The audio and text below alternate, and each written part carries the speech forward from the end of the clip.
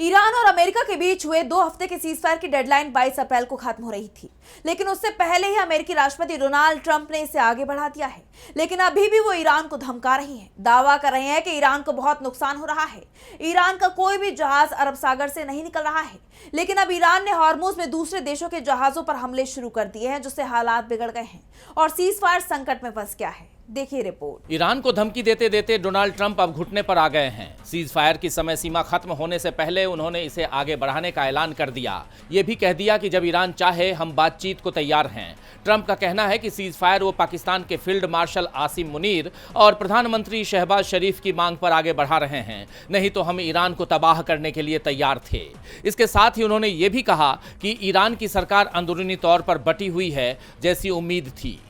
लेकिन पाकिस्तानी रक्षा मंत्रालय ने ही ट्रंप के बयान को खारिज कर दिया। पाकिस्तानी रक्षा मंत्रालय की सलाहकार मारिया सुल्तान ने कहा कि अमेरिका के साथ बातचीत के मुद्दे पर ईरान के नेतृत्व में कोई बंटवारा नहीं है, बल्कि सभी एकमत हैं। ये कहना गलत होगा कि ईरान की लीडरशिप बटी हुई है, जिससे ये साफ हो गया है कि ट्रंप झूठ बोल रहे हैं। ईरान ने भी ट्रंप को जवाब देते हुए कहा कि हारे हुए लोग बातचीत की शर्तें तय नहीं कर सकते। ईरान ने सीज फायर बढ़ाने के लिए कोई डिमांड नहीं की थी। ये तो अमेरिका अपनी हार देखकर जंग से भाग रहा है। डोनाल्ड ट्रंप दावा कर रहे हैं कि हॉर्मुज की नाकेबंदी करने से ईरान को रोज $500 मिलियन का नुकसान हो रहा है।